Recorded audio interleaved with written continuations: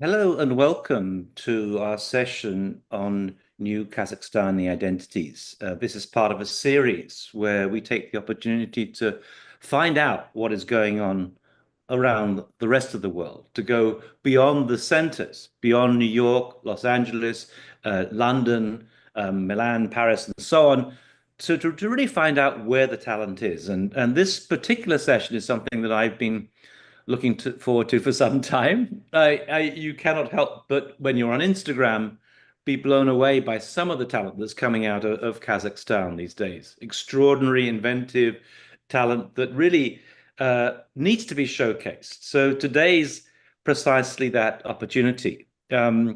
I'm going to invite Nissa, who is kind of hosting the session today, to introduce the contributors. We have four contributions today, and then we'll have a discussion afterwards. Nissa, it's great to see you in Almaty. Yeah. Yeah, we're really Hello. looking forward to seeing. Yeah. Thank you so much. Thank you. First of all, thank you for this opportunity to have such a great communication for the first time because, Neil and I, we met, I don't know, maybe 3 years ago, right, on Instagram. And I saw his lecture about artificial intelligence. And then I followed him on Instagram, and then he followed me back. And so on. And I'm really happy to see you in real time. So thank you for this. Thank you, Nissa. Over to you. Yeah. Okay, so let's start, right? And for the first speaker, Danik.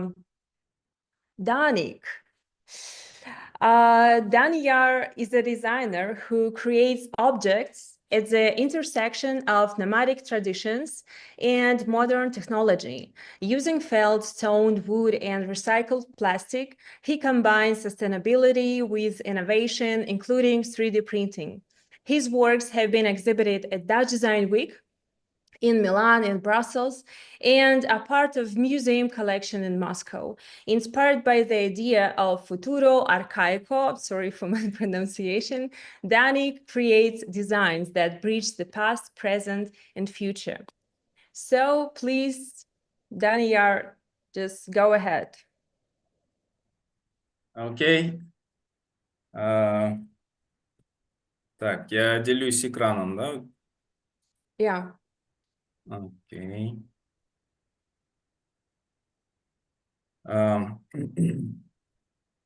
Так, все видно?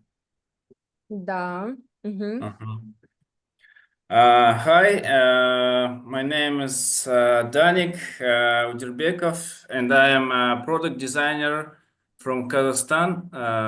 My slogan is Neolithic in modernity, design that connects eras. Today, I want to share my philosophy with you, talk about how I combine ancient traditions with modern technologies, and show how my work serves as a bridge between the past and the future.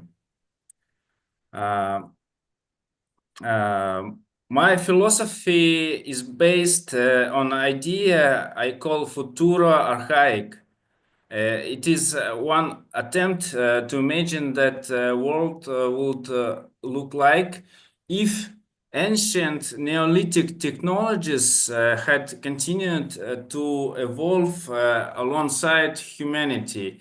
I draw inspiration from natural materials like felt and stone, which have been used by humans for thousands of years, and combine them with modern technologies such as 3D printing.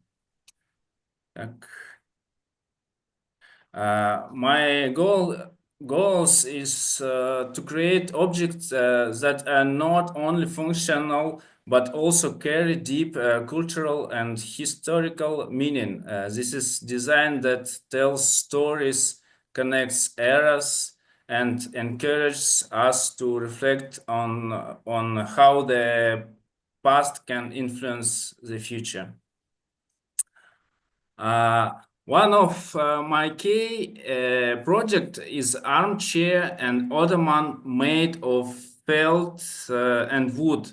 These pieces combine the warmth of natural material with modern forms. Felt, which has been used since ancient times to create comfort, he becomes the basis for textured surfaces, while wood adds strength and natural touch. Armchair with a frame crafted from wooden shovel handles.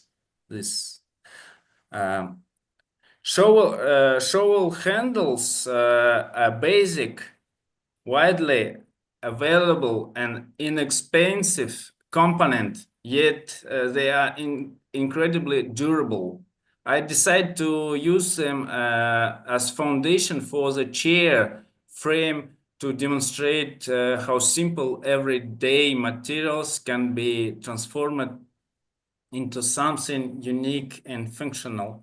This approach reflects my philosophy, finding beauty and potential in the most ordinary objects. This works not just furniture. They are artifact from alternative reality where the Neolithic continues to influence our world. They also emphasize my eco-friendly approach as I use recycled materials to minimize environmental impact.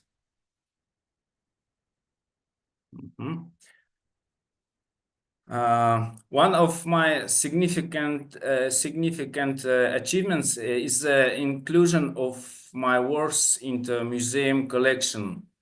For me, this is not only recognition, but also an opportunity to inspire future generations to seek a balance between traditional and innovation. Okay.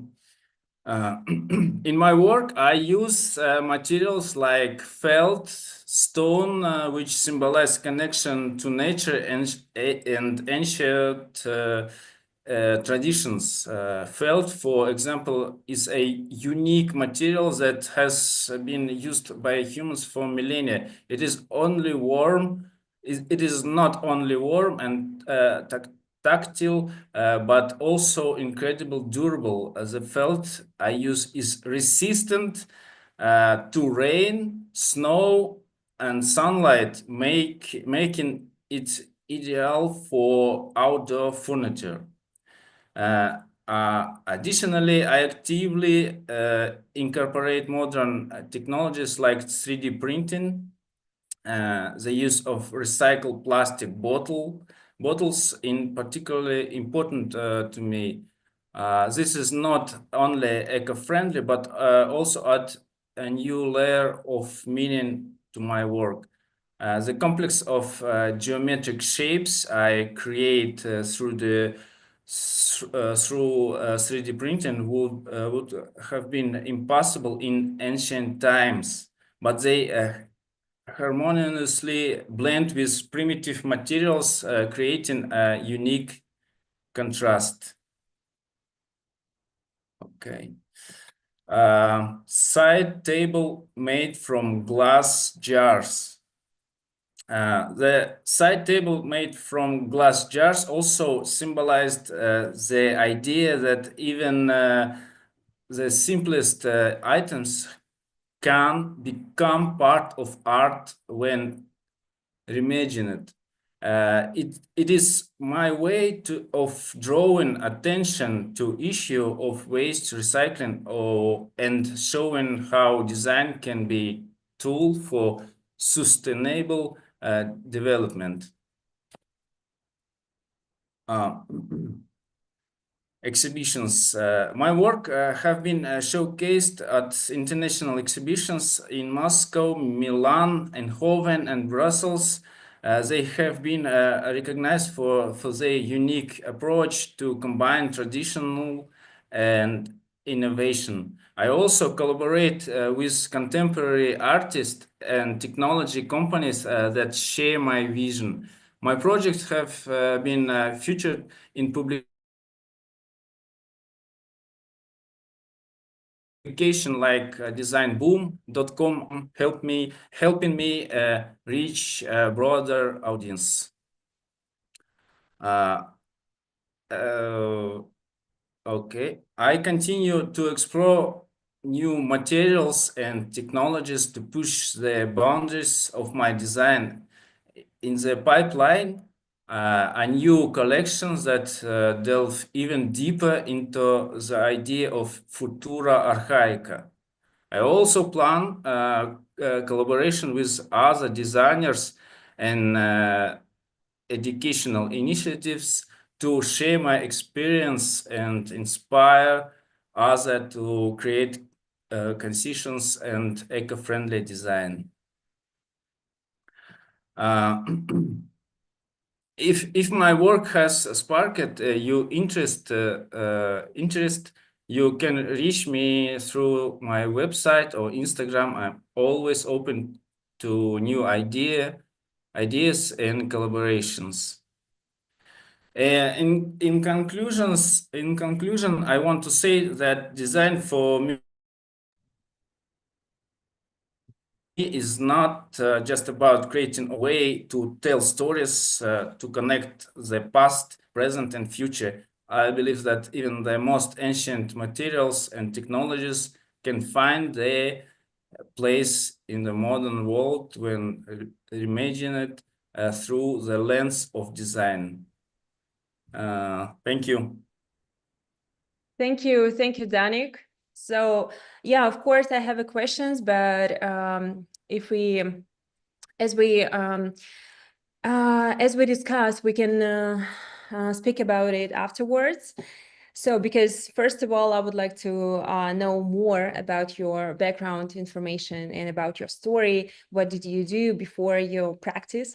So, and also I remember that I remember your works at that design week in Eindhoven. It was maybe 2 years ago, right? In November. Yeah. So yeah, so thank you so much. It was super interesting. And the second speaker, I'm glad to present our stars of architecture, really, because, you know, these girls from ACTNAAW Bureau is a female-led architectural practice specializing in residential, commercial, and hospitality projects. Founded in 2019 by Elvira Bakubayeva and Aysulu Wali, the studio is on a mission to employ research-based and interdisciplinary methods of design to reflect and shape contemporary Kazakhstani architectural identity.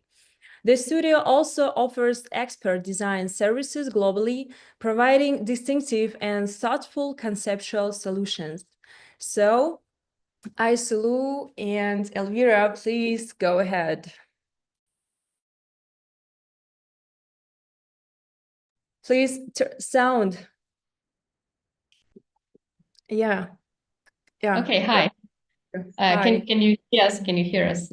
Okay, perfect. Hello everyone. I'm Elvira and I'm Aysulu. Nissa, thank you so much for your kind introduction. Yeah, we really flattered to hear this.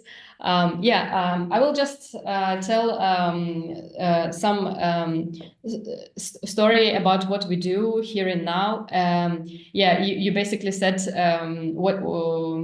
all what we are about as a company, but I think we will dive into our projects a little bit more. We were founded as a company only in 2019.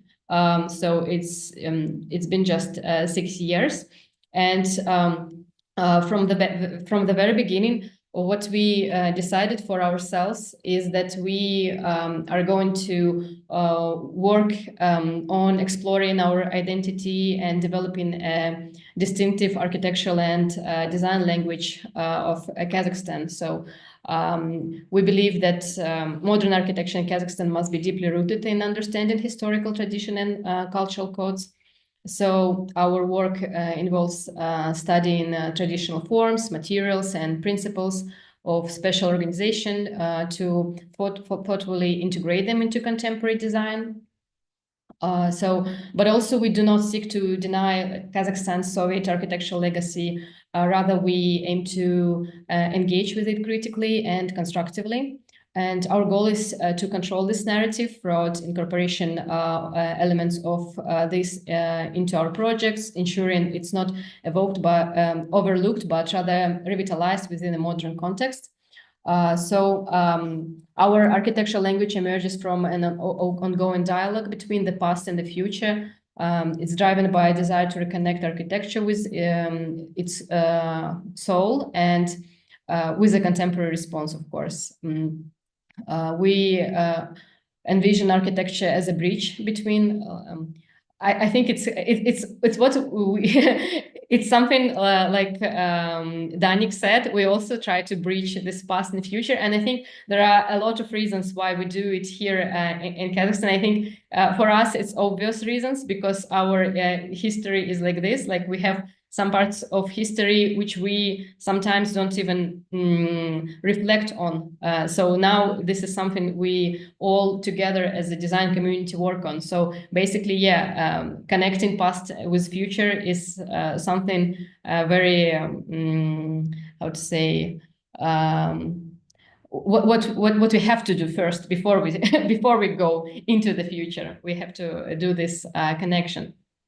So today, we want to tell more about a few of our projects from which we started working on these ideas. And the first project where we started to integrate this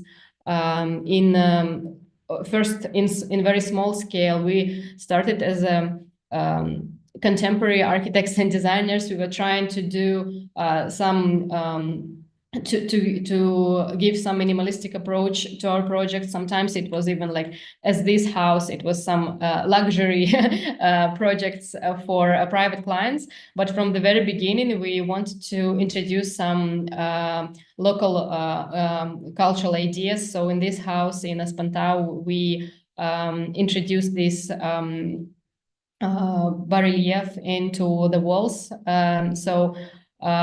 This was a very interesting challenge at the moment. It was like 2019, 2020. And I think it ended up well. So we were really happy with how it all looked together with this modern style design. And I think this is the first time when we just realized that this approach can work really well. Okay, sorry. Yeah, so in this house, we tested these ideas and ended up doing very slight integration of these elements. We ended up doing the restaurant Aul, I think, which whenever people say, well, even Nissa, when you say like that we are like locally famous for something, we are famous for this restaurant because it's something that I think changed the idea of what Kazakh style can be in contemporary understanding. And this is a project where we proudly work with Daniyar Design, which is also a research-based studio who work with a lot of different media. But in this restaurant, we worked closely together to work on every little detail. So everything in this project is handmade, uniquely designed, and even like ornaments which are used here are not borrowed from some books, although we made a big research. We have read a lot of books, but even ornaments are created for this project. because we didn't want this to be a project which is just a museum of, Kazakhstani arts and crafts. We wanted to be a really design project where we try to rethink and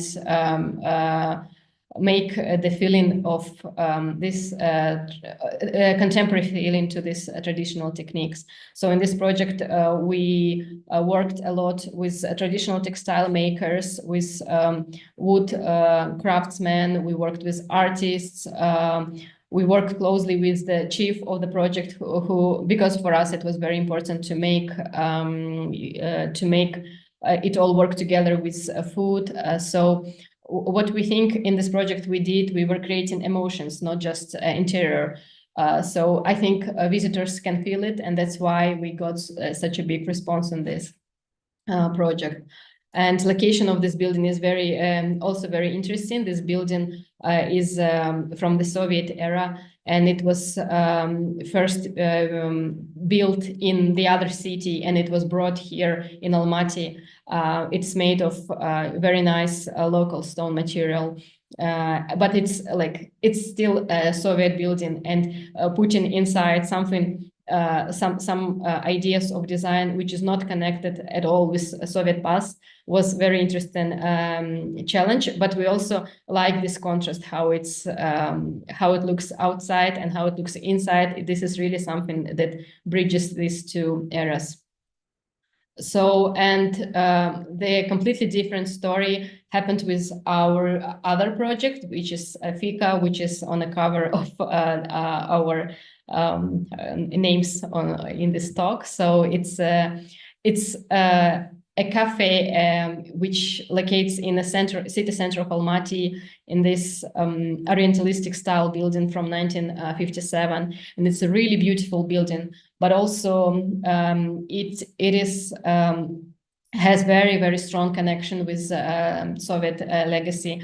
What we really enjoy in this building, that in this period of time, Soviet architects were really working hard to introduce local ornaments to the architecture, and we really enjoy this. And we were really happy and surprised when during the demolition process we discovered this beautiful, how I will show you here,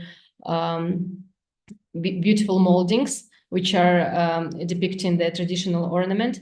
And it was all hidden under the hanging ceiling. It was not looking good. And we discovered it. We decided that we definitely have to keep it in our project. But our idea was not to restore it, but rather keep it as it is, destroyed, a little bit destroyed, a little bit old, to show the history it was going through.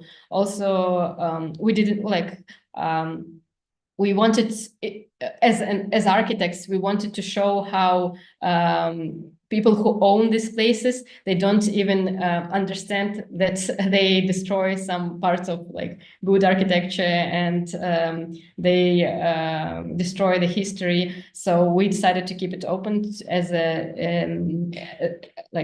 a symbol of this process we had during the last 20 years. So yeah, but in this interior, we decided to keep it very contemporary, but also to give it very Almatynian atmosphere. And we also wanted to work with Kazakh artists. You can see the work of Nurbol Nurahmet, the Kazakh contemporary artist, on the wall, depicting the part of Almaty which everybody in the city knows. It's a Abay statue in main square in Almaty. So we also work here with textile producers who design and produce their textile locally. We work, well, also mostly everything in this project is locally made, except, oh, sorry, this is wrong, except some maybe lighting fixtures, like 10 tables. What is interesting about working in Kazakhstan is that we are quite far away from many places. So it is really challenging sometimes to get some design objects from over the world, but it also gives us opportunity to work with this ourselves. So most of the furniture we design ourselves, we produce here with local wood makers, and it's really challenging, but it's also really enjoyable. So nowadays we even try to create our own lighting fixtures, not to depend on this expert. So if we go further, I don't know if I'm in a time. Yeah, we still have time. So this is another little project we wanted to share. It's very small. It's pop-up project which we made in Almaty. It was during 2 weeks Unacorda event. Unacorda is a cool event made by our friends where they wanted to create a listening space where people can listen to really good quality sounds. And we had the goal to create a space where which gives very good acoustic features, but also where people can relax, take time to, well, during the day, people could come there and listen to some music. And we were really thinking how we're gonna place people in this space. And the idea was to do it in a traditional way. So we made everyone to sit on the floor on the corpier, the traditional mats which were traditionally used in Kazakhstan, and it ended up very well. People like found this place as a very cozy, safe place, and yeah. Nobody complained about like back pains and everything. They really appreciated this. So yeah, this is how it looks during the day. So we created like wall paneling by our design. We created all the furniture, ceiling acoustic geometry. Yeah, so it was pretty. It was complete, but also very short and little project. And the other project we wanted to talk is the furniture design. It's very connected to what I said in the previous in the Fika restaurant description, that we were forced to create our own furniture. And this I personally ended up doing my little furniture brand, also inspired, of course, by traditional Kazakh furniture, and it's called AK Objects. Yeah, so to be honest, it's first time like I publicly present this collection, because it's just coming next this spring, and we plan, of course, some sort of presentation of this. We think about exhibitions and stuff like this. But here, this is like first glimpse at this furniture. So it's a collection of chairs and bar stools and day bed inspired by Toseka Hash, a traditional bed which were used by nomads. It's a very cozy piece of element, but I wanted to make it even more like inviting and hugging, and it's made of textile materials rather instead of being carved from wood. So yeah, what's next? Yeah. We in the beginning of this presentation, I didn't read the caption, but it was saying that we are looking for an identity through hospitality projects, and it's also a very interesting thing, because hospitality itself, it's very Kazakh thing. So like maybe this is what we think people think of us, but we want to believe that we are seen as very hospitable nation, people who always happy to see guests, who never say no. Well, I think this is grown from the place where in the steppe in night when you have yurt and you have cold weather, and if someone comes to your place and knocks to your door, you have no chance to say no. You have to be hospitable, otherwise this person will die. So that's why we think of ourselves as a hospitable nation. So working in hospitality for us is another way to reconnect to who we are. So the next step in hospitality for us is the hotel project, and this is a project we are working now. It's in Almaty. It's in a very beautiful location, very central, but also where it's not like too dense among high-rise buildings. So this is like the main project, architectural project we are working on now. We work with, of course, with local materials. We want to work more with this limestone, which was used in AU, and we want to work with local wood. And of course, the idea to make this hotel not only the place for foreigners to stay, but all the ground floor of this space will be like a communal living room. So us and our clients are really planning to make this place a communal space, a public space. We want to make like this huge lobby with all the cafes, concept stores and stuff like this. So we'll hopefully in a year and a half, we'll see how it's going on. Yeah, keep checking maybe on our Instagram. We sometimes tell about our projects, but yeah, if you're interested, probably we will share more.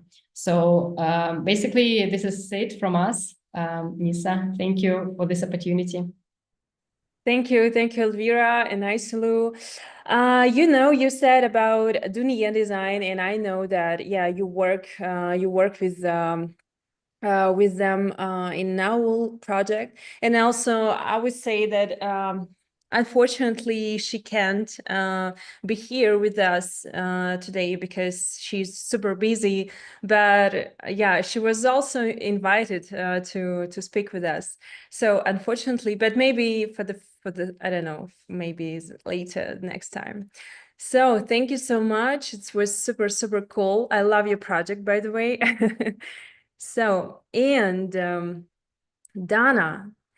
Molzhigit is a biodesigner, researcher, and co-founder of ACTNAAW grassroots initiative bridging ancestral knowledge with biodesign and digital fabrication. A USL graduate, she also co-founded ARA-GROW, a startup focused on improving solitary bee health through innovative materials like mycelium. Her work in sustainable materials and urban biodiversity has earned her recognition, including Forbes 30 Under 30 and the Norman Foster Foundation Sustainability Scholarship. So, Dana, please, it's your time. Thank you so much, Nissa. Hi, everyone. Thank you for your warm words. Thank you for inviting me, Neil. And I'm very grateful for Digital Futures platform because I've been watching your platform for the last 2-3 years and learning a lot from the workshops and lectures that are open sourced and democratized for the whole world. So let's start. I have I think a little bit long presentation, but we can, I think, skim through quickly. So wait, okay. Yeah, so my name is Dana. I am a biodesigner, innovator, and also researcher. Today's topic is biology-driven design, and I wanted to share my journey of becoming a biodesigner, and I think that could be an interesting case study. So yeah, I did my undergrad in Kazakhstan and my master's UCL in biointegrated design at the Bartlett School of Architecture. And currently, as Nissa said, I co-founded with my colleague Ancient Futures Collective, and also we are starting ARA-GROW, which is a startup, a biotech startup that is going to focus on improving pollinators' health, specifically solitary bee health. And also we're going to create like more greenery and try to understand how to improve the ecological situation currently in Almaty, but then we're planning to expand, hopefully. I also teach at SDU University in a city next to Almaty. My past is very non-linear. I think it's quite chaotic. I was lost most of my life. I actually did my studies. I studied graphic design, interior design, but I was a graphic designer for a long time, and I went to IT to build a career as a UX UI designer, which was great, was very comfortable, but I didn't feel that it was my mission, what I could provide for the world. So yeah, through traveling and volunteering, working at the Buddhist center, at Buddhist school in Thailand, and like living in so many places in the world as a volunteer, I realized that my calling is ecology. And as my background is design, I started doing bioplastic at home while working at my IT job, and this actually video took over Instagram, and I've heard so much support from my fellow Kazakhstani friends, and I decided to follow further my journey and apply for masters at UCL. So yeah, I want to quickly show a few projects we did at UCL, and then we will discuss what we are doing right now in Kazakhstan, which is very interesting. So whilst I was doing my master's, we tried to shake, sort of like deconstruct some of the systems, that how we build buildings, how we build architecture, how we think of what is architecture and what is nature. So, and one of the questions that we found is very important to ask as to ourselves as architects and designers and scientists is, can we build while regenerating the environment, not harming it, not exploiting it? And this is one of the projects that we did with my colleagues, Kanes and Letitia, at my master's. It's called Soil Pool. So we looked at invisible crises. Soil is one of the biggest crises that are, it's very quiet crisis, and it's very important for the environmental health, and ecological services, and our whole system. So we looked at Scotland. Scotland holds the most carbon of the United Kingdom, and it's also in bad shape. It's degrading. So we went to St. Andrew's Garden and picked up a few samples of the soil. And my colleague Letitia actually tested in the lab and introduced a biofilm that can regenerate and help the soil health, essentially, by also breaking down pesticides from the agriculture that was on the river, like the river. So yeah, we also built with my colleagues Kenneth and Letitia. We thought about how we can also build with soil, like temporary structures, and how we can use robotics as a tool. And Kenneth built this really interesting script where we can use like a brick layering system and build with soil instead of cement, for example. And as you can see, this is day 3 and day 7. This soil was not, it couldn't grow anything. It didn't have any bioavailability. And by day 7, by breaking down the certain things, we were able to grow plant chia seeds in the soil. So which proves that over time, if we can actually build without harming it or even regenerating the environment. Another one, very important question to me personally is, can architecture be healing? This is a very interesting project that I started and I'm still continuing at the school, was mycelium tiles for solitary bees. As you know, solitary bees, generally bees are in decline, and if bees die, as Einstein said, in 5 years humans will die.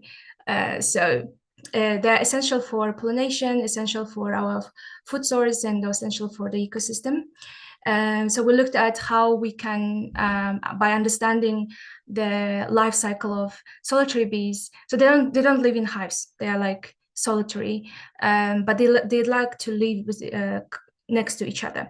So we looked at the size. We looked at how deep they can get and what they need for hibernation, what they need for mating, for life, and how like the normal bee hotels are out of wood, and a wood is, if wet, the pathogens can travel very quickly, and that can influence bee health. So we looked at what kind of materials we can use. So one of the ideas that I came up with was mycelium, based on the scientific papers I read, is that it's antibacterial, it's lightweight, fireproof, water repellent once it's dried. So potentially my hypothesis is we can use mycelium materials to create the surfaces whilst the bee is moving from point A to point B, like from garden to a park, for example. We can provide this kind of like shelter for the bees. Of course, we need to provide the food source, which are wildflowers, but it's a next step for us. And these are prototypes, the first prototypes. It won a lot of competitions, and we also met with Sadif Khan's team, the mayor of London, in the city hall. These are initial prototypes. Now it's improving. I think we're going to launch our first product line very soon, perhaps in spring or summer this year. Ancient Futures, and coming back to Kazakhstan after my master's, I came back. Actually, it started as we were very desperate. We couldn't find a job. I mean, I couldn't find a job in the UK, couldn't find a job in Kazakhstan. So I was invited by Nazarbayev University to become a curator of the small synthetic biologist exhibition. I agreed. So this small exhibition that was supposed to only with students became with my colleague Hannah. It became a whole movement and the initiative that we are building. So it's called Ancient Futures. Why Ancient Futures? Whilst we were studying, both Hannah and I, in the UK, we understood that the approach that we have in the West is very technocratic. It's very important, but quite can get technocratic without being inclusive towards so global South, indigenous cultures, native cultures, and the wisdom that we have, for thousands of years, usually is not heard of because it's not proven by Western science. So when we came back, we saw that it's very important, as Danik and ACTNAAW's girls said, so important to learn from the past to build the future. So I'm doing the same thing, but I think the lens is a little bit towards biotechnology, perhaps more on materials and material development. So we explore ancient integrated practices of ancestry, earth, and ecology as form of restorative design and art intervention. And we came up with the idea also because when you Google the word architecture, only Western or AI-generated architecture comes up, and we want to have a voice as well in the context of green architecture and discourse of general architecture, because usually the voices are not heard of. So we believe in indigenous native wisdom. We would like to intersect with education, innovation, and environment. I think at the cross section we can create really beautiful solutions or interventions. We have educational part where we give lectures, and we have wonderful lectures, more than just us, scientists and social scientists. We have researchers, architects, and designers. We also do research and development, and we are currently organizing an exhibition. One of the projects I would like to talk about is called Loops. So, and this project was really interesting. When Asila Shanova, our colleague, she's an architect, brilliant architect. She went to RLC region, and RLC is one of the biggest environmental catastrophe in the world. It was the 9th biggest lake, and it dried up during Soviet time, and it's still drying, and is creating a lot of toxicity, and the environment is collapsing because of that. she did this beautiful drawing of multiple social, ecological, and political situation. If you look, there are like drawings of the horn and the shape of RLC and the stars and the Soviet Union. So because it's never about just environmental solution, it's all about like multi-layered, very complex situation. So we thought the carpets are very important to eastern part of the world. And why we don't tell modern contemporary stories about environment with carpets. So this is our first project. We're developing currently designs. Yeah, we're actually making drawings from modern stories. We are not, as my colleague said here, we're not using just ornaments, but we are actually introducing like biological element to it with Paritet Bureau. So one of the stories is RLC. We are creating pigments from RLC, basically using salt from the RLC, plant-based pigments and algae-based pigments. But also, the most importantly, we are also creating bacteria from soil pigment. This is Hannah, my colleague's work. She's developing pigments out of a soil bacteria, and we are pressing it onto the carpet, and we will create like multiple carpets which will tell the environmental stories of Kazakhstan. We'll have 3 of them. Next project is climate nomadism. It combines indigenous knowledge with biotechnological advancements to regenerate devastated ecosystems. So what does it mean is like, we understand, we're looking at papers like there will be climate refugees, and the climate refugees will need, because they will move because of the flooding, fires, and so on, what's happening right now in the world. We think by looking to the past, we can learn from the quick, the ancient wisdom, like nomadic cultures that we have here. So one of the like structures we have is, the main structure is yurt. So how can we use this understanding and knowledge to build for climate refugees? So we thought about how it can be decayed by design, or we could use different materials, nomadic road of materials, from same wool, mud bricks, to wood, to mycelium, to stone. And like over time, maybe like we could build a structure by refugees, so everyone can bring their piece and then can build, and it can decay over time, which can be very interesting. And of course, it will be modular by its design. Yeah, if I have 1 minute, just quickly. Another one is climate-driven design. Very interested in like how climate changes the surfaces, the geology, and yeah, of course, like canyons is the big example, mountains.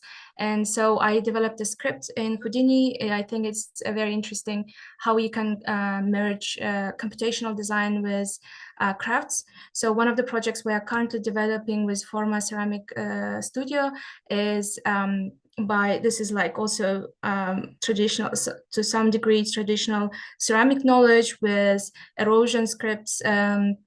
And also we are adding activated charcoal to remediate air, accumulate air pollution from the city, because Almaty is one of the highest air polluted city in the world at the moment.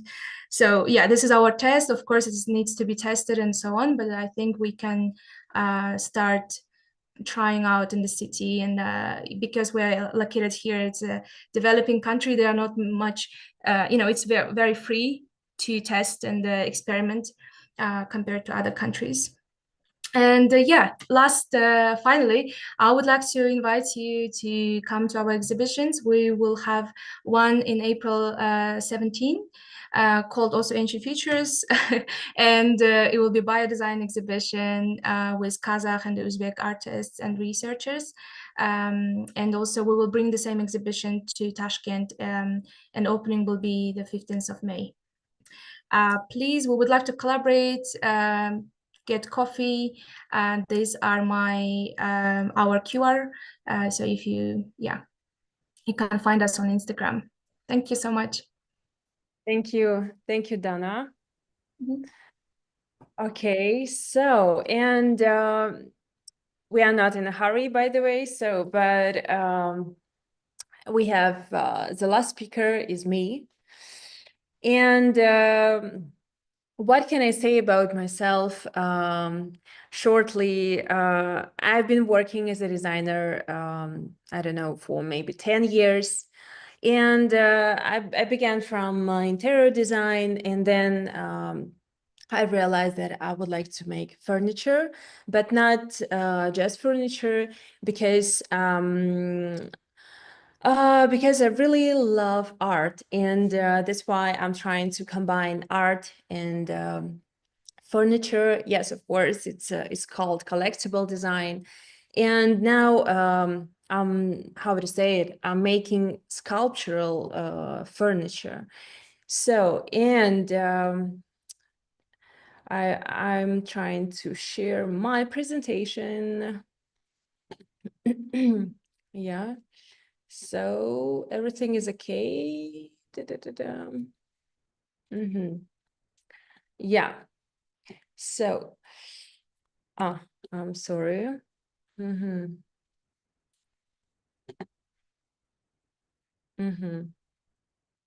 So, and in my presentation, I would like to talk not only about the result, but about also about the process, because, and to share with my thinking, and especially how ideas are generating in my mind.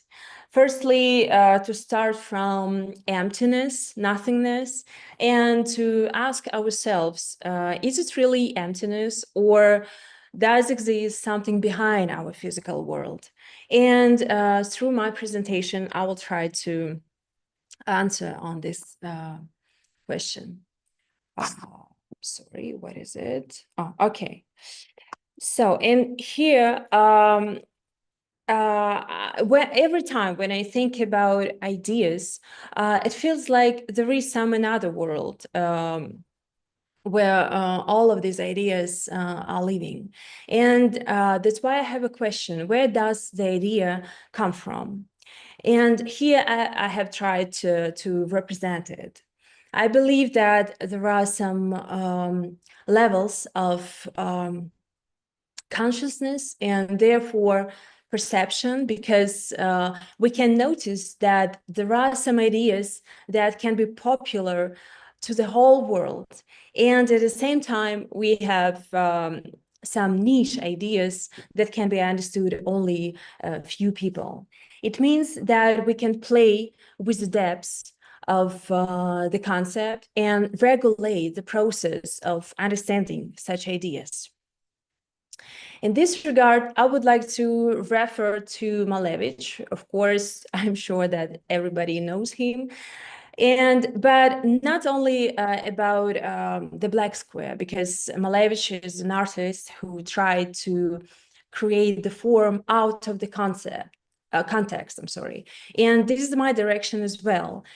He has an architectural mindset, I think it's obviously, but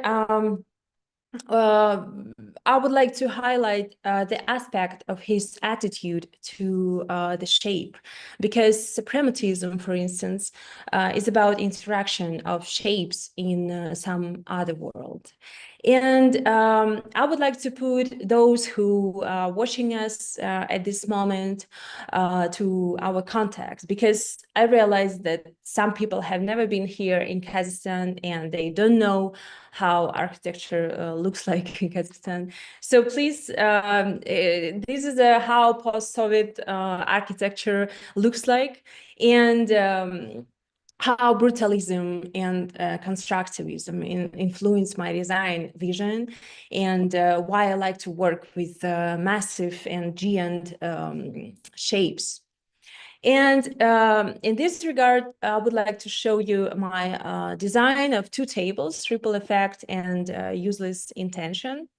And this is an example of deconstruction tables.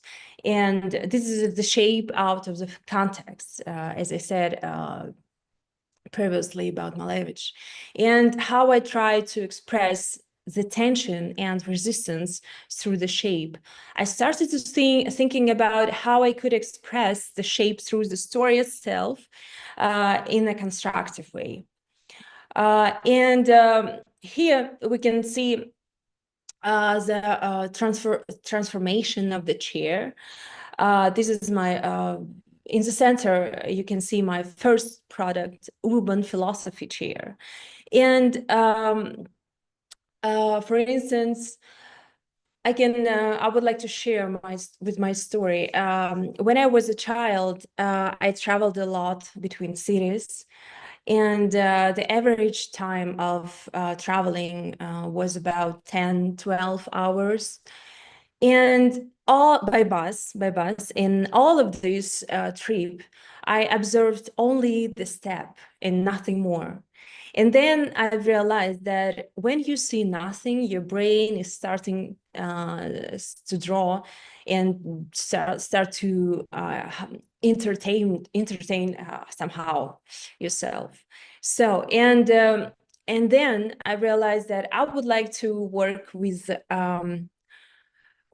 illusion and with silhouette, for instance, because as we can see on the left side, it's not necessary to show the product or the object super literally, right?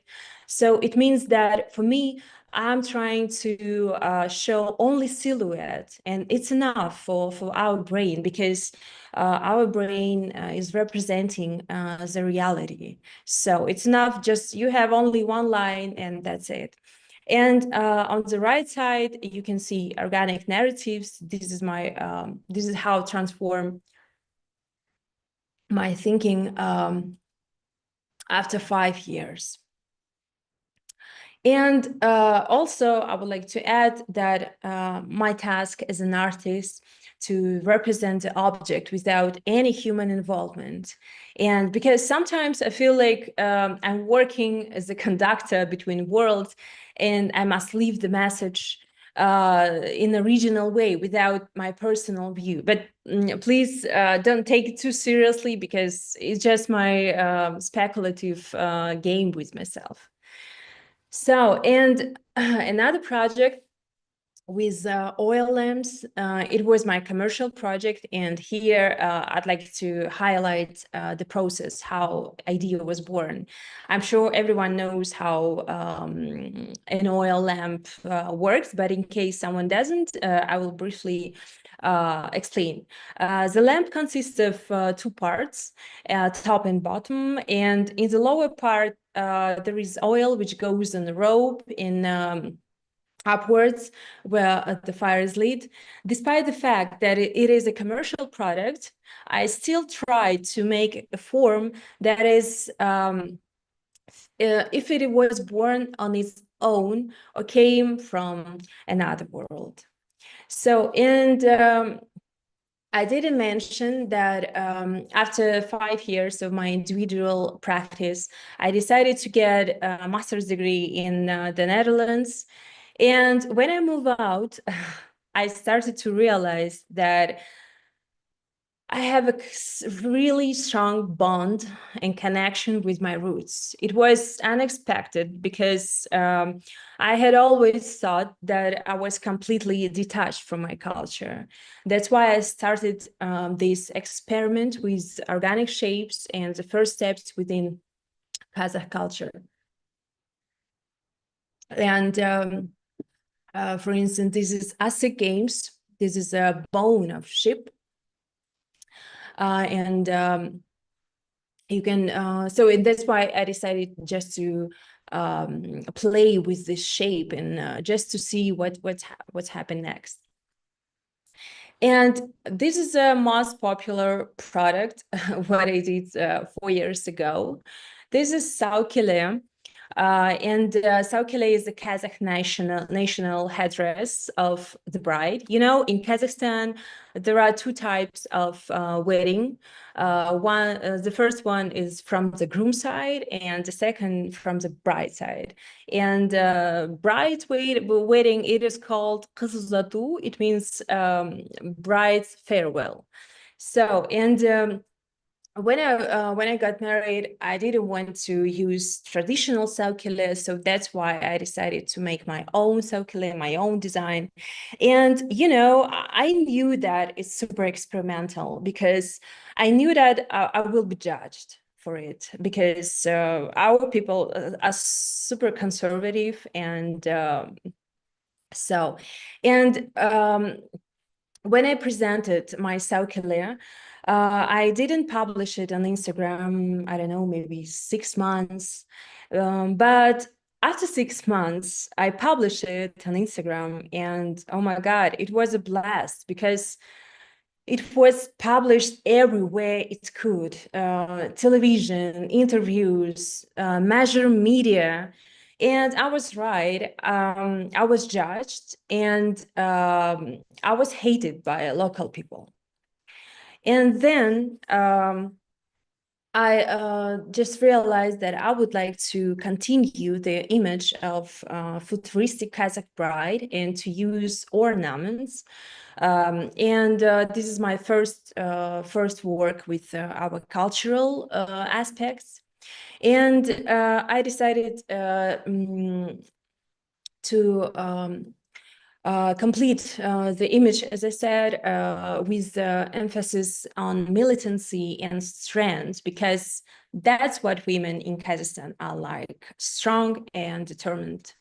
I have integrated our Kazakh patterns to the core set to reflect identity through it. And also, this project is super important for me because at those times there were terrible events related to domestic violence against women. So for me, it was really important to make a project in support of our beautiful women. And here, the last project, sorry, not the last, but the new project, and the first work, what I did as a sculptural installation, because as I said earlier, I created collectible designs that combine sculpture and some functionality in furniture. But here, for the first time, I used sculpture to convey a message. And the main message was related to my connection to my culture. I used an ornament, osmoyos, that was stuck in the web, but it was also frozen in time to represent deep feelings about my roots. And these black threads represent, not threads, but black lines represent the multiple intersection of historical context, religions, social beliefs, and stereotypes.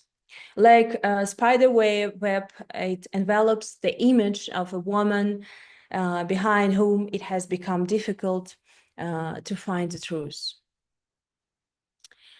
And this is my final project that I did during my master's degree.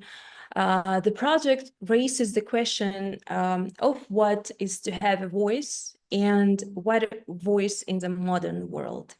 I noticed that our communication is mostly connected with social networks, where we communicate through symbols and emoji.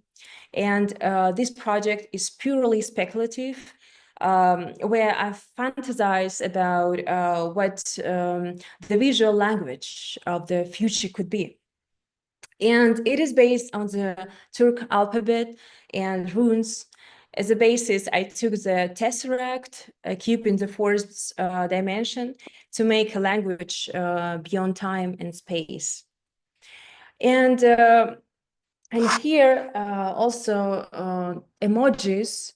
We're just trying to speculate with this form and just to, as I said, fantasize. So this is the last. It was my last work, my last project. Okay, stop sharing. And Neil, is it yours? Yeah, I mean, thanks, Nissa. Amazing.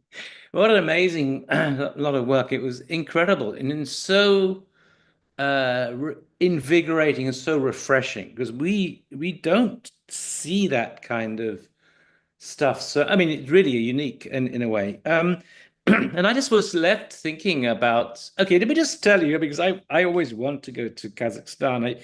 It's somehow not easy to get to. You know, if you go, I quite often go around the world in lecture tours, but it kind of gets channeled through, let's say, Dubai, or, Qatar or something. That's the where the routes go, and it's difficult to get up to Kazakhstan from there. It just kind of goes through the Middle East. And but I've always wanted to go there, and I speak as someone who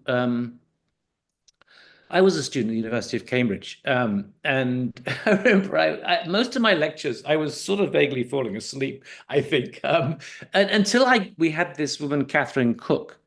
And Catherine Cook had done her work on the Russian constructivists and Futomas and all this stuff. And we, as mainly British students in Cambridge, were totally captivated by this amazing, hugely fertile discourse that was going on. And unbeknown to me at the time, of course, this was going on in the AA, the Architectural Association, just down in London, where Rem Koolhaas and Zaha, who was studying under him in some ways, were also fascinated by that. So in a sense, there is this kind of bedrock in my own background of material coming out of the Soviet world that was truly inspirational and truly astonishing.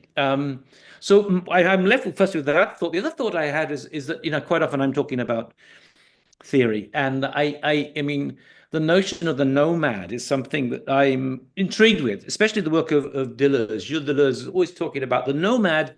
Actually, not maybe the literal nomad in some senses, but more nomadic in terms of thinking. And I actually, in my lectures, I mean, Dana was telling me that I think her grandmother or something, or maybe her mother belonged to one of these nomadic tribes. And I would use just as an illustration, when I was talking about Deleuze, the yurts, these amazing tents that were kind of taken down and built again, and so on, and this whole spirit of nomadism, which was astonishing. And in a way, the real thing is, I would love to see your country, because it is, as you put it, is an extraordinary country because it is very underpopulated. This is what I got from just looking at Wikipedia. It's the 9th largest country in the world. It's the largest landlocked country, and yet there are only 20 million inhabitants. So actually, it's one of the least populated, if not the least populated countries. So that must be astonishing. The countryside, this kind of bedrock of the geography of the place. And I think what I find astonishing about all the work that was shown today were the kind of connectivities that were established. And I think Deleuze is always a thinker about connections, and it did come across to me as extremely connected. The connection between the past and the future, that was very, very strong in all the presentations, and really kind of remarkable.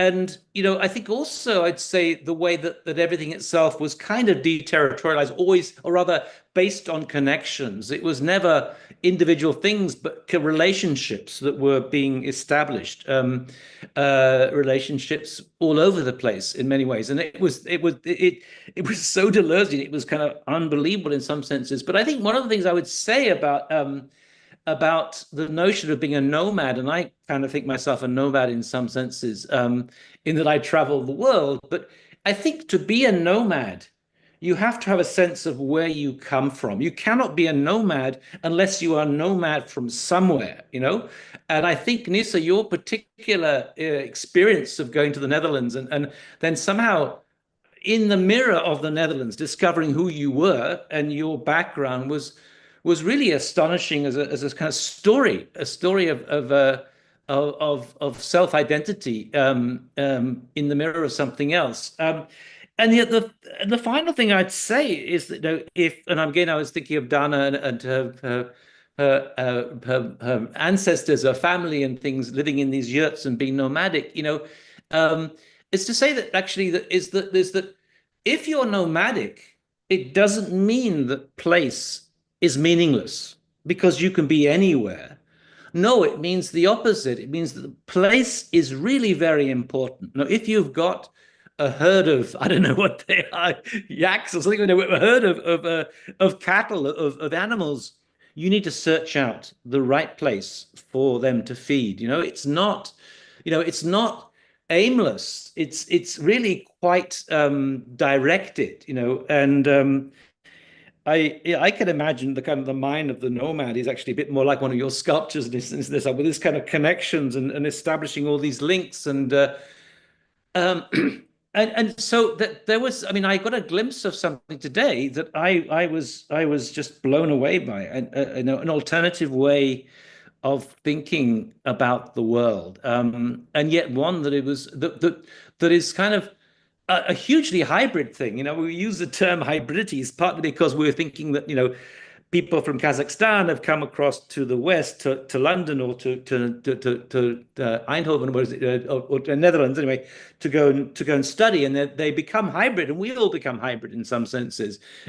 Myself as a British student in Cambridge, looking at photomass and all this kind of extraordinary work coming out of Russia at the time. So we always talk about these hybridities and how we are all hybrid identities in many ways today. But I think I've never come across any particular set of presentations that were more hybrid. And and at the same time, you think of hybrid as being different things, but identity being one. But actually, I think they are both the same. And I think that relationship between past and present, between Kazakhstan and the West and whatever, and between a kind of architecture and design where it wasn't just architecture, you were all exploring some kind of language, some kind of form of design that was kind of, in a way, had the base might have been architecture, but it was so rich and so diverse. And like Dana as well, looking at the kind of biological things alongside the kind of the computational as well. So I'm not even sure what to actually say. I'm just blown away by this and trying to. I mean, it's so rich, and this is exactly, I think, what we want at Digital Futures is to try and first of all, I'm glad that you appreciate what we're doing in terms of sharing information, because that's the important thing, to get it out there to everyone, and there'll be no boundaries, no economic, social, or political boundaries. We can share this thing, which is terrific. But then it's actually getting the feedback and sharing your ideas with us, which I think is the other side of Digital Futures. So I don't know. I'm so speechless by seeing all this work. I don't know. I would like to add just shortly. You raised a huge question about nomadic aspects, right? Because I have never thought about it. What is it to be nomad? But for me, for instance, when I was in the Netherlands, all my life I said that I'm a really bad example of Kazakh girl, because I felt like I'm super detached from my culture, and I thought, no, I'm not Kazakh because I don't speak Kazakh, I don't understand Kazakh, and I don't know. I thought that to have this past and to have these traditions, it's super, I don't know, it's like old-fashioned. It's like, but I was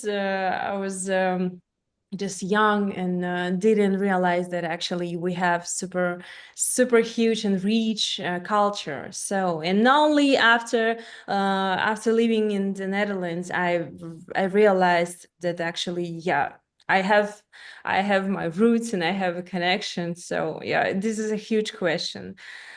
So Dana. Can I also add, I shared a similar pain as my fellow colleagues here. I think it's trauma. Yeah, exactly. It's a colonial trauma that we all have, because some Kazakhs do speak Russian, some Kazakhs speak Kazakh. There's also English, and I was like, as a design student in my undergrad, I was super ashamed of the culture, the architectural history here, because there is a gap when the nomadic or semi-nomadic history, there is a gap in development. And if you compare it with European architectural history, it's quite vast difference. So I was very ashamed, and I was like, why I'm not an Italian, or why I'm not British, or at least an American, experiencing so much like layers of history, architectural history, growing up. And so I sort of detached myself with architecture, I think, because of that part. Also because we don't have a design code in Almaty still. It's like quite random, which can be beautiful and ugly at the same time. Then when I started understanding about ecology and generally like environment and biomaterials, I saw this is actually genius. Like yurt is, well, first of all, as a structure, is a genius structure, and then but also leaving no trace after you. And it's sort of like, it's a very completely different approach from just building walls and boxes. Not saying that Europeans build boxes, but like contemporary modern, I'm saying about the modern structures. So that really shifted my understanding of my culture. I think that really helped me to understand my grandmother, who left to every grandchild, and she she raised like, I don't know, 40-50 children in her life, because she used to like take all grandchildren, the neighbors' children, whoever children. So she gave every child a piece of tikimet, is like a carpet made by her. And I saw this is actually a love story, like if you look, sort of like decaying but love story. So that was really meaningful for me. Yeah. Perfect. Yeah. But fortunately, everything is changing, by the way, in Kazakhstan. And I'm really happy to see that, because, for instance, 10 years ago, when I started to work as a designer, I couldn't work here because all my ideas were rejected, because it was super conceptual, it was super experimental. Nobody wanted to produce it. And all of people just said to me, like, just forget about your ideas, because it's impossible to produce, it's impossible to make it. So, and I've tried, I don't know, to remove and to broke this wall of misunderstanding, and I don't know, it was like huge rejecting. But now, and as you said about colonial thinking, of course, it's post-colonial thinking. But fortunately, I see that, for instance, the main observation what I have about my country is related to, of course, to post-colonial thinking. But I see that how our people, how to say it, we stopped following the Eastern world, because we realized that we have all our own power, and because we can see it everywhere, in music industry, in cinema. So, and for me, it seems like national renaissance, when we actually we see that we have our own talent. And so, and of course, for instance, I'm happy to come back and to be useful in my country, because right now I see that I can work here. So, and this is really, really cool things. Well, what do you think, Dana, about? And I have a question to Dana and to girls Elvira and Aysulu, for instance, about your observations.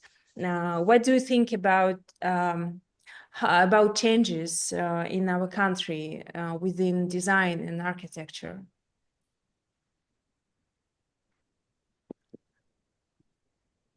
To be honest, I think working for 10 years here in Kazakhstan, we witness those changes, and they're very fast. It's just happening, and we are very lucky to participate in this. We really feel how the approach to the design changes, how from one side people start to pay attention to the design. Now they have more, like, I think this is about like maybe life quality, because it's like growing for the last 30 years after this Soviet Union collapse. But people now have more time to appreciate good design and to seek for good design from one hand. From the other hand, there is a lot of attention to the going back to our culture, to our traditions. So these two things together, I think they are creating this special environment where you can do really, really cool, interesting things. And I think like Danik, Dana, and you yourself, Nissa, we all are just a little part of this tradition. I can name like much more people who work on this now at the moment, and it's like I feel very optimistic about it. I feel like what all are we doing here now? Like in a few years, it will change dramatically what we see. Like as Dana said, our like beautiful but ugly mess in streets. I think it's going to change. Yeah, I feel very optimistic about it, and I feel it's going to change in a way only this place can change. I mean, it's going to be like it will be possible to recognize like Kazakh cities from all other world, from all other post-Soviet world, from the Western world. We will have something unique here, and like I'm really glad that we live in at this moment. I think this is a best place to be as an architect, as a designer, as a Kazakh architect and designer at the moment. It is best place to be here. So Nissa, come back. Yeah, I'm already here, so really, I'm happy. Oh, you are here. I thought you were yeah, still in the Netherlands. Okay, cool. No, in Almaty. Yeah. So Neil, please welcome to our country. And, No, I was, I wanted just to say something, and that is that I think you've got an incredibly healthy sense of what is history, of what is the past. I think that in the West, I was working for a while on Alberti, who wrote a book on architecture, and I translated it. And everybody looks at the past as though this is how it should be and how it, whatever, as though it's something remote. But I always saw that Alberti was a kind of revolutionary kind of figure, reinventing everything. And the past is this continual process of reinventing, of being alive, and what came across in a lot of your discussion was this notion of a kind of tapestry, either literal kind of tapestry in terms of making materials and imprinting them and things, or even the felt itself. And it's kind of like, your connection to the past is really dynamic. It's not something that's way out there. It's something that is really deeply ingrained, it seems, in this kind of Kazakh identity in some ways. And I think it's a very, very productive and helpful thing, and I think there is something, because you might feel kind of like, what's Kazakhstan? What are we doing? There's something unique there. It's something very special happening. And I'm sure there's some not so special things as well. But what we got a glimpse of today was a very rich and fertile bedrock of the design imagination that was feeding in a very beautiful way. Very beautiful way. Yeah. Maybe we could also the first presenter could ask, just to get him to comment on the we were talking about. Danik. Yes, Danik. Do you want to I don't know what you thought, having seen all these presentations, but wow. Would you like to say something, Danik? Or? Девчата, переведите, что-то я не понял. У тебя есть что сказать, что добавить? Вообще, как бы, вообще, просто скажи свое мнение, как бы, об увиденном, какие вообще наблюдения у тебя о Казахстане, и вообще в целом, как бы, поделись своей тоже, как бы, практикой и то, что у тебя происходит сейчас, и то, как, по твоему мнению, тоже Казахстан меняется именно в отношении дизайна. Что для тебя, там, условно говоря, мы сейчас там перечисляем наши болевые такие точки, да, которые были связаны с нашей работой, потому что это было связано с тем, что мы долго не могли тоже в какой-то степени, раскрыться, да, вот. Просто just share about your struggles. So in our design industry. So Да, sorry, tell us about your pain. да, спасибо за такую возможность сегодня выступить. Ну вот насчет перспектив, дизайна, исследования. Мы вот находимся в разных городах. Я живу в Астане, вы живете в Алмате. И я чувствую, что все-таки, когда нету как бы не слишком развито это комьюнити, что я, допустим, обо мне или я о ком-то узнаю только вот сейчас, там, спустя какое-то время. Конечно, на Нису я был давно подписан, и вот на девчат, Эльвира, а вот, допустим, про другие проекты, вот, и это вот Да. такая проблема, что мы как бы атомизированы, что мы как бы разрознены. Вот. А в целом я смотрю, что как бы развивается наш собственный путь, и мы обретаем свой собственный взгляд. Мы не идем как слепо за западной культурой. В этом как бы Yeah. такое. Да, да, Yeah. да, да.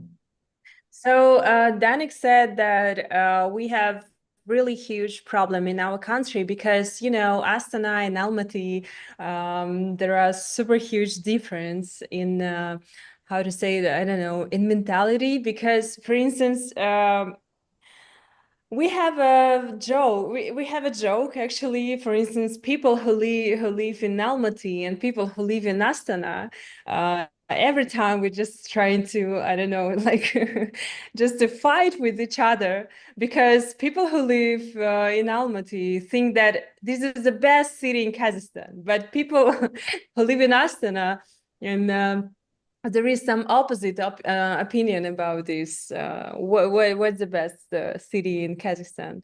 So, and also we have really huge, how to say it, not the problem, but aspect of our mentality, I think, because, for instance, design community in Kazakhstan is really poor, and we don't know each other, and we are not super close to each other, and I don't know, sometimes it's really hard to build really strong community and just to share with our experiments with each other, and just, I don't know, to be friendly, so on. So, but I think that hopefully we need to change. We need to change it. So just to announce all of these presentations and just to show us. So yeah, no, I feel, in a way, I feel bad that we're talking in English. At the same time, it's great that we're communicating and having a platform, both kind of Zoom, YouTube, or whatever, and also having a common language, so at least we can connect and share ideas. And I think that's the amazing thing. Yeah. So just one question. So your country borders Russia to the north and other I forget the name of the other countries at the south and west, but also China to the east. But there doesn't seem to be so much interaction with China. Is that the case? Or I mean, I guess your language comes from Russia, and I just wondered what is your relationship in terms of the bordering countries? I mean, there must be obviously some cultural indebtedness to the Soviet Empire from the previous time that has left its legacy. But how do you interact with the countries around you in Kazakhstan? I don't know, but it feels like we don't interact. But you said we said about Russian, but actually Kazakh language is it has Turk basis. So, but it's not Russian. So, but yeah, I don't know. Maybe Dana knows about it something, because I don't know. So Dana is primarily Kazakh, and therefore, so which language Which languages do you use in Kazakhstan? Both Kazakh and Russian? Both. Yeah. Both. Yeah. Okay. I think we all, I'm guessing here, all Kazakhs, Elvira, Isul, Danik, Yeah. Nissa, and Yeah, Nissa, but not 100% of Kazakh blood. 100%. Okay. Mixed Yeah. blood, you know. Yeah, so we're all Kazakhs.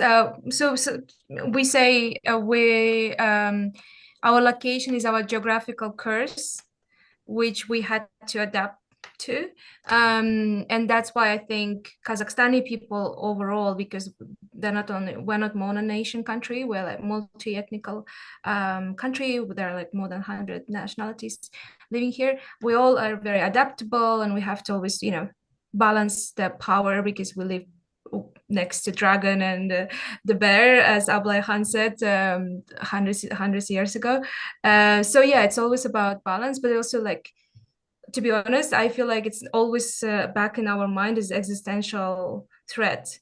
It's always like we're thinking, is the country going to be okay? Is it, it's always like that. Yeah. I don't know how you feel, but personally, I feel existential threat.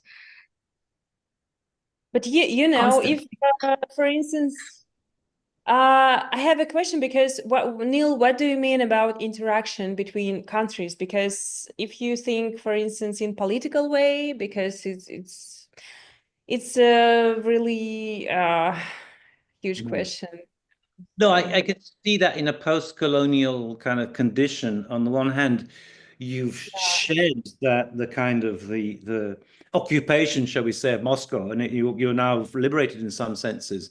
But at the same time, I think there's always some kind of legacy that carries on in some senses. No, it seems to me like, it's kind of interesting, because you're both connecting things, but also you're defined in opposition to different places. Kazakhstan is Kazakhstan because it's not Russia and it's not China, it's not all these countries. At the same time, it isn't interfacing with them and connecting with them in an interesting way. So I saw someone's put on Instagram a map of the world that showing that the countries that hadn't been colonized by my country, by the UK, and actually Kazakhstan had been, I think, so at some point the British had been there. But no, I think it's good that something very clear is emerging, and a kind of a very hybrid, but nonetheless an identity, that is a really fresh voice, well, to my mind anyway, and it's been invigorating to see, to have all this work thrown at us, and I don't know, I think that I mean, I know I've seen your stuff on Instagram, and maybe there is a discussion, and Kazakhstan is absolutely part of it, and it's partly because of technology that we can connect these days through Zoom, through Instagram, through the internet, and whatever. And no, because when I think about it, because I'm based in America, which is also a country that actually is dependent on immigrants. I mean, almost everybody is an immigrant, right? And at the same time, we've got a particular president who's anti-immigrant, even though he's himself an immigrant. And I think it's important to sort of to be able to understand the importance of a richness of diversity in terms of what we're producing, because things are not the same. And I think that Kazakhstan has its own particular sets of debates that are incredibly rich. They're producing some very rich design cultures. So I don't know. It's been a delight. I've got to say, it's been a delight to see this stuff today. Yeah. Can I please add, just answering your question about the influence of Russia and about the language? I think this is something which we get used to so much that we started to realize it just recently. For example, during the Soviet period, the Russian language was the main language, and the Kazakh language was the language for people who live not in the cities, but who live in like villages.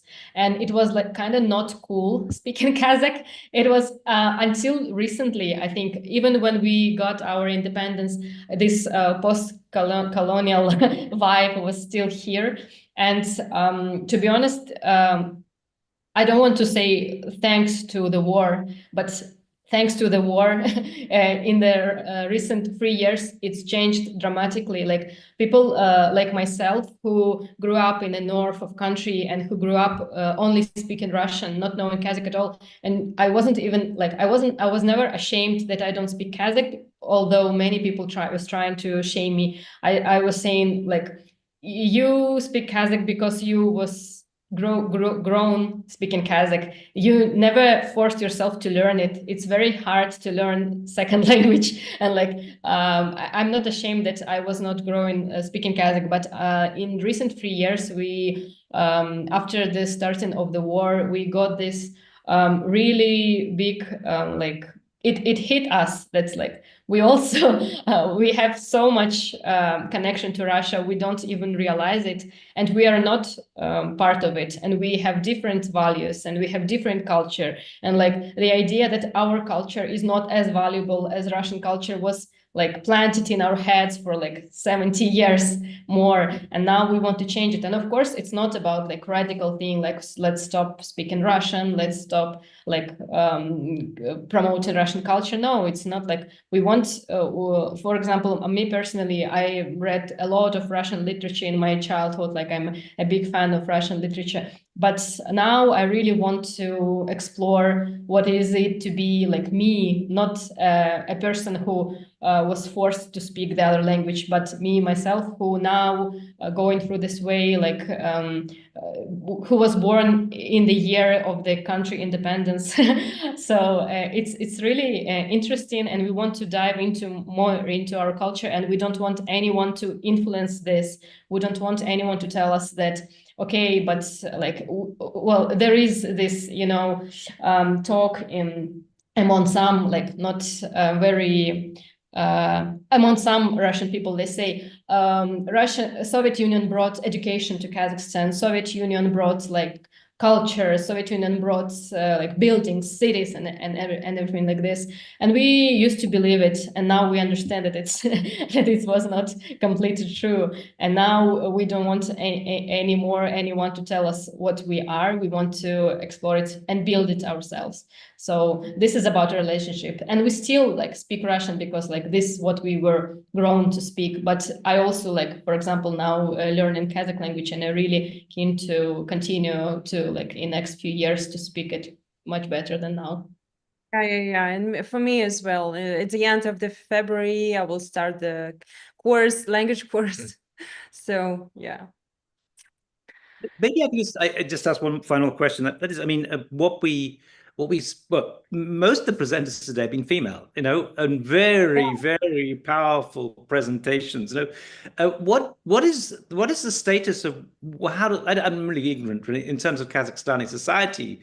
Is it one where women are coming to the fore and becoming increasingly significant in the way the country operates, the design world operates, and so on?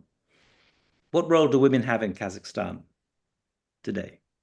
I think that Kazakh women were never that oppressed as in some other Eastern countries. Like we always had this, well, maybe it's just on my opinion, but I think we had this special place in society for women, and like most respected adult women were like, they were respected at the same level as men. But also at the same time, we had this culture of like stealing the brides, is it correct to say? And we also, I don't know, it was difficult. It was not as bad, the position of women, as in some part of the world, but it was still complicated. But nowadays, of course, it's very obvious, and I think it started to happen during Soviet time, because during Soviet time there was no separation in like work environments. Women used to work the same as men. Like both my grandmothers were professionals. Like one of my grandmother was a doctor for all her life, and the other was a teacher in school, and it was never an issue. But also at the same time, these women who worked the same way as men, they did all the housework. Like they did all the home labor, so they like had two jobs. They were working the same as men. They also traditionally, as like Eastern women, they were keeping the household. So now it's still going on. We try to change it. We speak with our men. We tell like, okay, if we both work, we have to both do some housework. We have to grow children together and stuff like this. And it's changing slowly. But in terms of professional world, I think we still have difference in salaries. It's obvious, but we also don't have much like boundaries for women to make business, to make companies, to, I don't know. I think we don't have this glass ceiling, at least at this architecture and design industry. But we have it in government, I think, because in government it's still mostly the men. But one thing which we noticed from architecture industry is that it's harder to get really like, highly paid projects, because it's still easier for a client to pay a big amount of money to men than to like two young female girls. So I think it's like this. I don't know if I made my point. Yeah. But maybe I could just ask one question directly to Dana, because I was intrigued by that story of your grandmother, Dana. And well, I mean, so first question is like just a quick one is to what extent are people still living in yurts and being nomadic? And my second question is what is the legacy of that in Kazakh society? When I was really intrigued by the idea that your mother was looking after 40 kids, is there something an inheritance of that that nomadic culture that is really feeding into other aspects of contemporary Kazakh society today? That's a very good question. Well, there are like so I think urbanized Kazakhs, majority of us have lost the cultural part of what is it being a nomad, which does not really mean moving all the time. It actually means like you're moving from point A to point B with season, yeah. So you move with nature and season. Also, you are very familiar. You are well educated about plants and the season, the winters and summers, and also heard keeping it alive and healthy. So there are like semi-nomads still in Kazakhstan, but I think Kazakhs in Mongolia there are like semi-nomads as well, and some of them are fully nomads still. There is like a famous documentary about eagle hunter girl. I think she was back then when the Netflix documentary was shot, she was like around 13. So eagle hunting is a big part of the also culture, and she was the first female in her village to do that. So we're not we are United Tribes Kazakhs. We are like 3 big groups. Also, we have other groups, but these are the main 3 groups. So way before, like historically, we had like also heritage of like the sign and the language was, and the traditions were although similar, but like we had some differences. I think that has been lost completely, I believe, in my personally. Nomadic life was like the sedentary life was forced to Kazakhs, and Kazakhs were semi-nomads. But I think when the Soviet Union started collectivizing and forcing to stay in one place, and I think a lot of people have sort of, I believe, lost their identity because it was the movement. And I think a lot of people who grow up in Kazakhstan would say that they feel alive when they're moving. I don't know how you guys feel, like when you're moving, traveling and exploring and like always moving, would make your life than staying in one place. I think it's a genetical information in our blood.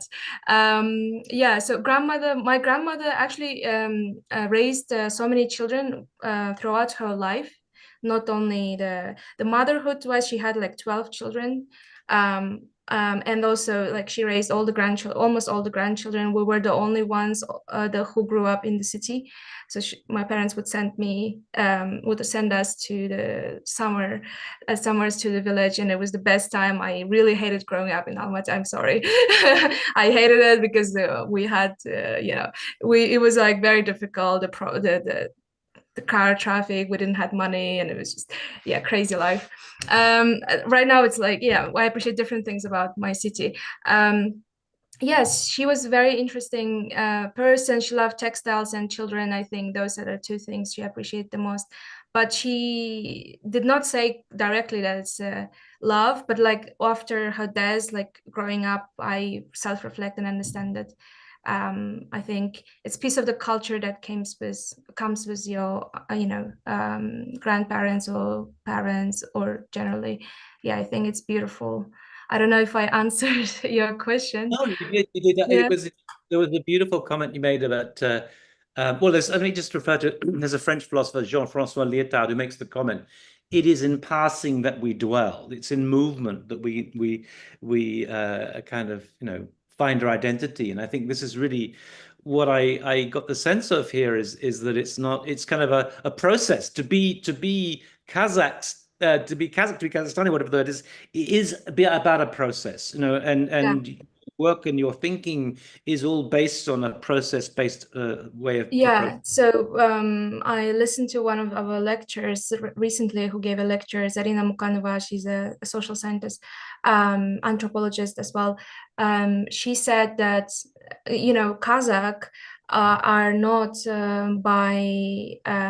not only by the geographical situation or tribe, we're not. So we're like a people in 1500s who were joined by the philosophy. Like it's a freedom. So they left the Uzbek Khaganate and started becoming like based on the philosophy, not based on the force or blood connections. So it's very interesting. I think it still lives in all our blood. But I think it's also important to say that we have a lot of other ethnicities, multi-ethnicity country, and each ethnicity has it's like a borscht, like a gigantic soup that we have, and we all give so much to each other. We really appreciate like what Russians brought, I think what Ukrainians brought here, Germans, Uyghur people, Dongan people. I think it's also important to not distinguish the contribution they made also to the identity and the culture and architecture too, design as well. Wow. We probably can wrap up now, but this is, I think that there's so much here to think about. This is, it's going to be sitting. I'm going to be thinking about this for the next few weeks, because I was such an incredible new landscape of ideas, that you were presenting, and it was so rich and steeped in a kind of a dynamic tradition of your inheritance, your heritage, of your history, and so on. And it was kind of unique, and no, I'm blown away by this. So I want to thank Nissa for getting this team together. What a fabulous team, and maybe in the future we can have some more sessions from Kazakhstan to find out more going on there. But you have to be here in Kazakhstan. You have to visit this. No, country. I want to. I want to. Oh, absolutely. I'm just intrigued by just reading about it, and it's just not easy to get to, but I would love to come to Kazakhstan, absolutely love to come, and to see the landscape as well. Some of the photographs you see of Almaty and the mountains in the background, astonishing, pretty amazing. Thank you. I'm so grateful for this speech and for this, I don't know, event. So thank you. Well, we hopefully we'll now be spreading your ideas all over the place, and this work which I think is so significant, will be really appreciated even more. So thank you, Nissa, and thank you all the speakers today. I'm just blown away by everything today. Let me just also thank the rest of the team. We have, Giovanna Piaca, who is from Peru, now living in New York. I'm from the UK, now living in Miami, and we've got Gustavo here. We've got a whole team which is supporting this, and it's great that we can now welcome some Kazakhstanis into our group, and let's hope we can have more collaborations, because your ideas are so rich and so fresh, and you've got such a fertile imagination, you guys. Beautiful stuff. Beautiful stuff. Thank you. Thank you so much. Thank you, everyone. For providing us this platform. Yeah.